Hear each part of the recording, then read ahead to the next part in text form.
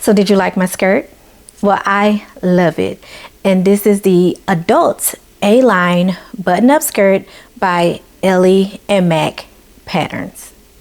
This pattern is currently on sale starting today on the Ellie and Mac website. It is literally less than $10, okay? So make sure you go over there and pick up this pattern. If you're into PDF patterns and you don't mind assembling your pattern and then cutting it out, this is a great pattern. The fabric I use for this skirt is a houndstooth black and white that I purchased years ago from Fabric Mart, and I want to say it was only $4.99 a yard, which really surprised me because houndstooth is pretty popular and it's pretty nice, classic look.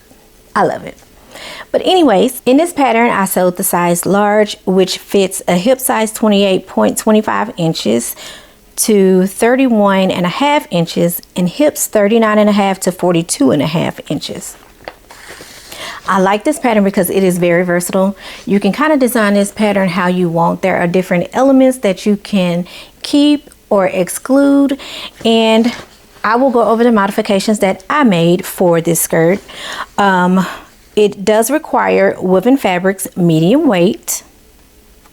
And another thing that I love about Ellie and Mac Patterns is that they also come with tutorials on how to make the pattern, as well as how to make certain fit adjustments. So if you are one of those who normally have to make some adjustments or want to learn how to make certain adjustments like full bust or small bust adjustments, Ellie and Mac Patterns have that for you. This pattern comes in 3 lengths: the mini, midi, and knee length, and I personally made the knee length version. And all you need for this pattern is 2 yards of fabric. So if you have 2 yards of fabric, you can definitely make this pattern.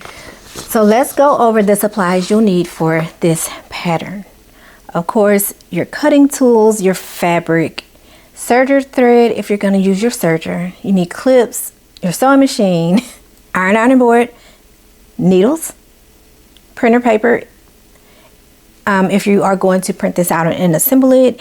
Then you also need interfacing. You need 3/4 inch wide elastic for your skirt back. This is also optional depending on how you want your skirt to fit.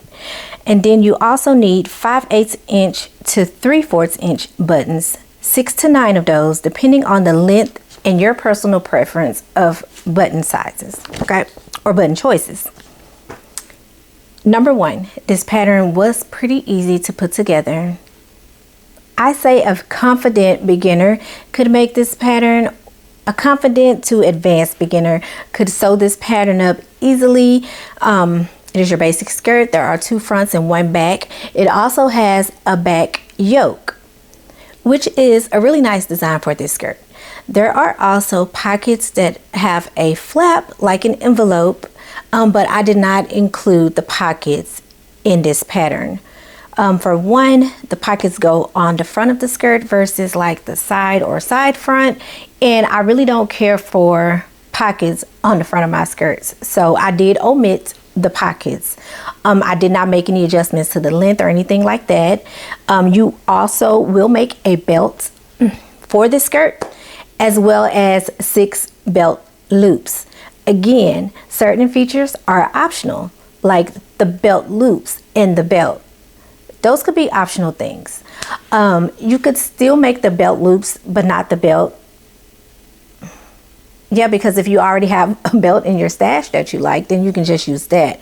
But again, you don't have to use the belt, and you do not have to use the belt loops. Another thing that is optional is the elastic that is in the back of the skirt. Me, myself, I guess I could go either way with the elastic.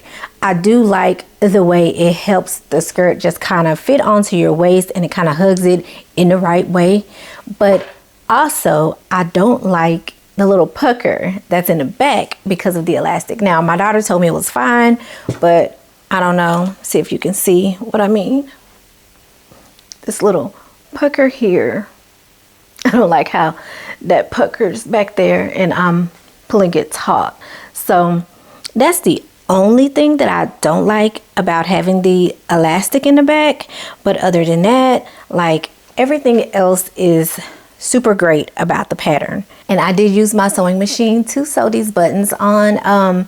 It was a little more challenging this time to sew the buttons on. I don't know why. I don't know if it's because the buttons and the fabric were all black, the same color. I don't know. I just couldn't get my needle just right. It took me like too long to get the needle just right for each button, but I would still prefer that over hand sewing my buttons on.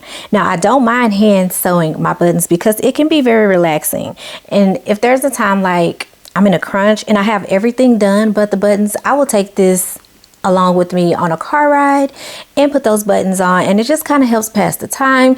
It helps you be productive when you're not actually at your sewing machine, so I don't mind. This is a pattern that I know you're guaranteed to love.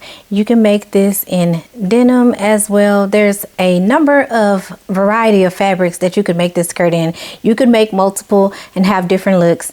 Pockets, no pockets, one pocket, two pockets, belt loops, no belt loops.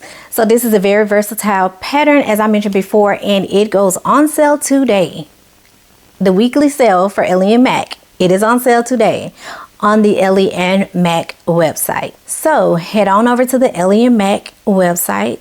There you can find all the patterns that are on sale this week. So if you're interested in getting your hands on this pattern, check the description box for my affiliate link. You will get a discount and I will get a small commission with no extra charge to you. So hopefully you have liked this video, you've liked this skirt and all the things that you have seen and heard about this pattern, and you'll go get one for yourself. If you haven't already, hit that like button and subscribe so that you don't miss out on more great sewing content like this. Until next time, keep sewing.